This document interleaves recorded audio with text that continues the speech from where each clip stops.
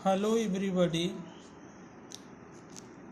Lockdown की इस स्थिति में आशा है कि आप सभी लोग घर पे होंगे और स्वस्थ होंगे तथा सरकार द्वारा जारी एडवाइजरी का पालन करते होंगे। जैसा कि हमारे डाइट द्वारा ऑनलाइन क्लासेस प्रारंभ हो गए हैं, आज मैं डीएलएड चतुर्थ सेमेस्टर के शांति शिक्षा एवं सतत विकास के चैप्टर चरित्र और नैतिक विकास पे प्रकाश डालूंगा। चरित्र और नैतिक विकास, character and moral education. Character या चरित्र के बारे में विद्वानों का कथन है कि वास्तव में चरित्र व्यक्ति का एक स्वाभाविक गुण होता है।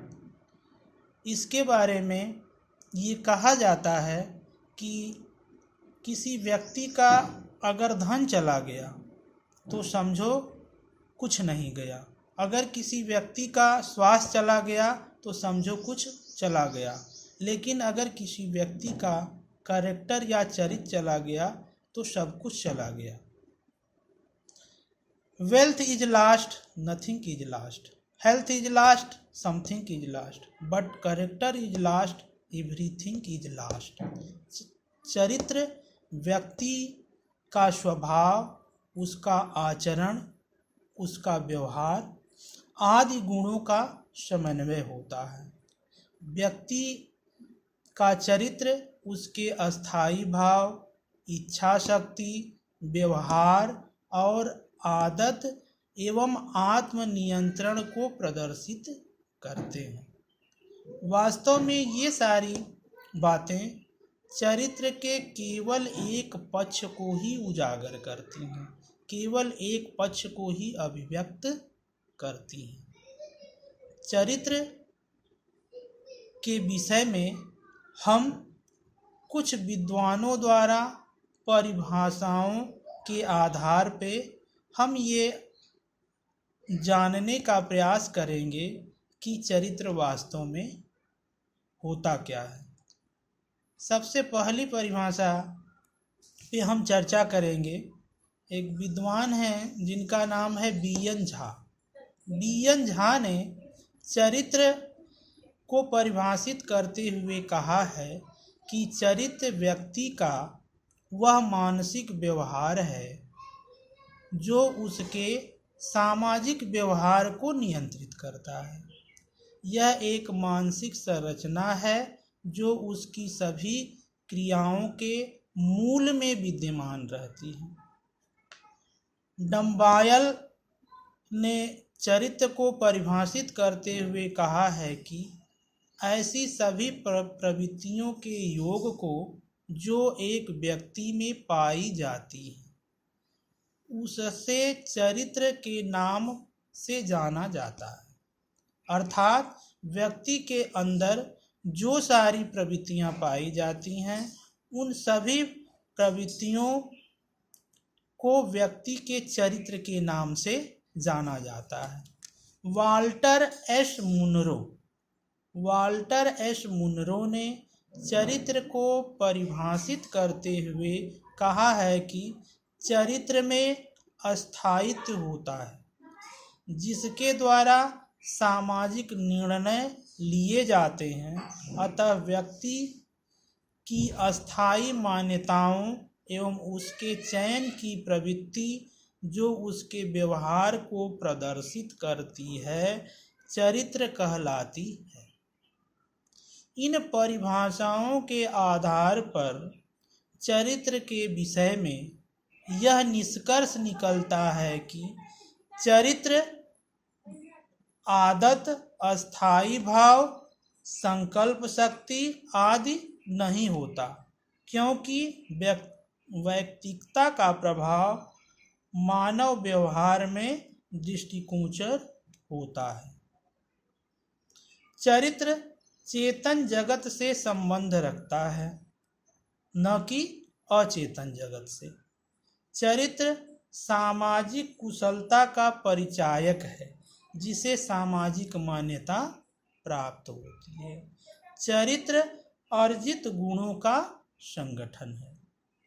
कहने का तात्पर्य यह है कि चरित्र व्यक्ति का ऐसा व्यवहार है जिसे सामाजिक मान्यताएं प्राप्त होती हैं, अर्थात सामाजिक मान्य नियम, मूल्य और प्रतिमान जो व्यक्ति के अंदर एक स्वाभाविक गुण के रूप में विद्यमान होते हैं, व्यक्ति के चरित्र के रूप में प्रदर्शित होते हैं।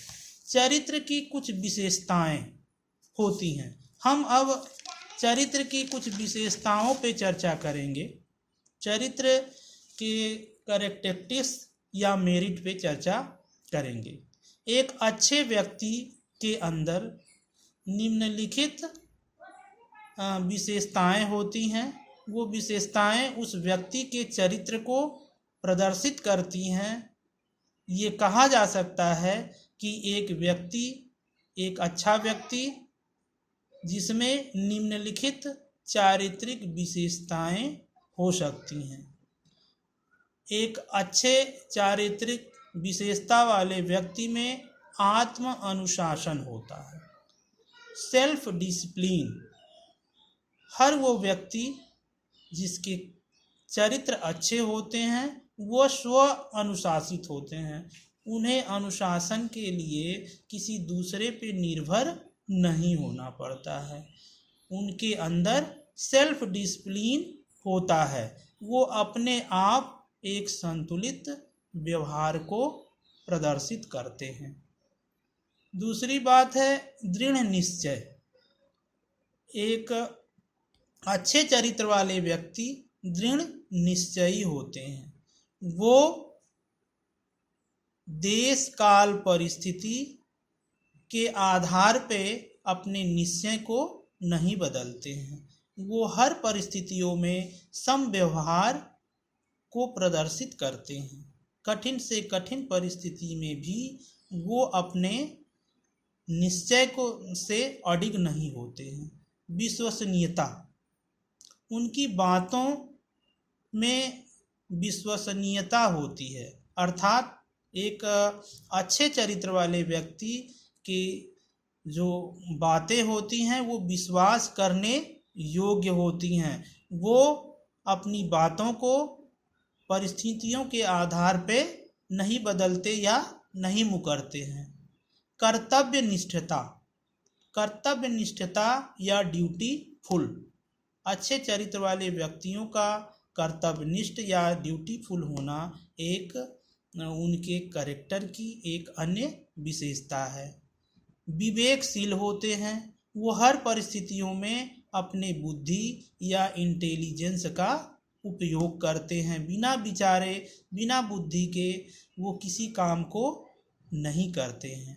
सरल और सहजता, उनके व्यक्तित्व की एक विशेषता यह भी होती है कि वो बड़े ही सरल और सहज स्वभाव के होते हैं।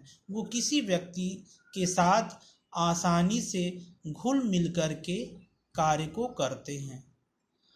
और अगली विशेषता है उत्तरदायित्व। वो अपने उत्तरदायित्व या रिस्पांसिबिलिटी को महसूस करते हैं। उन्हें जो उत्तरदायित्व दिया जाता है उसे वो बखूबी निभाने का प्रयास करते हैं।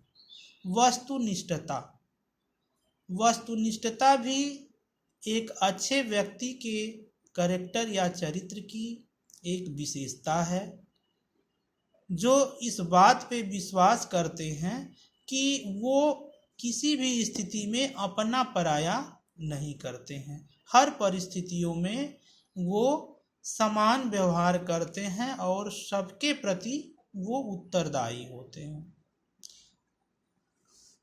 चरित्र और नैतिक शिक्षा। हमने चरित्र की परिभाषाएं, चरित्र के विशेषताएं पे अभी अध्ययन किया। इसके बाद हम चरित्र और नैतिक शिक्षा पे चर्चा करेंगे। वास्तव में कैरेक्टर या चरित्र का किसी व्यक्ति को जो नैतिक शिक्षा दी जाती है, जो उन्हें आचार व्यवहार की शिक्षा दी जाती है, उसका बहुत बड़ा रोल होता है। हर व्यक्ति के जीवन में एक जो नैतिक मूल्य हैं, उनके परिवार के जो संस्कार हैं, जो उनके परिवार में उनके माता पिता, बड़े बुजुर्गों, स्कूलों में गुरुओं के द्वारा, समाज के लोगों में जो लोगों के द्वारा जो शिक्षा प्रदान की जाती है, उसका असर हर व्यक्ति के कैरेक्टर पे, हर व्यक्ति के चरित्र पर निश्चित रूप से पड़ता है। हर स्थिति में वो व्यक्ति जिसे मॉरल वैल्यू का पता है, जो समाज के नियमों, मान्यताओं, समाज के मूल्यों, समाज के उद्देश्यों, अपनी संस्कृतियों के बारे में अध्ययन करता है और उसे महसूस करता है, ऐसे व्यक्ति का कैरेक्टर भी एक विशेष तौर का होता है। कैरेक्टर के विषय में राधा कृष्णन ने कहा है कि किसी व्यक्ति के कैरेक्टर को निर्धारित करने में नैतिक शिक्षा का बहुत योगदान है। नैतिक शिक्षा व्यक्ति के बौद्धिक, सामाजिक एवं आध्यात्मिक उन्नति के विकास का आधार है। अतः हमारे बौद्धिक, सामाजिक एवं आध्यात्मिक विकास के लिए नैतिक एवं चारित्रिक शिक्षा का संवर्धन आवश्यक है, और ये संवर्धन हमें अपने घर, परिवार, समाज, माता पिता और विद्यालयों द्वारा प्रदान की जाती है। मदन मोहन मालवीय ने कहा है कि नैतिकता मनुष्य की उन्नति का मूल आधार है। नैतिकता से विहीन व्यक्ति पशुओं से भी निकृष्ट है। नैतिकता के अभाव में देश अथवा व्यक्ति का पतन असंभावी है। अतः नैतिकता का हमारा व्यापक गुण है और किसी भी कीमत पे हमें इसे नहीं छोड़ना चाहिए। हर परिस्थिति में हमें नैतिकता को अपनाना चाहिए।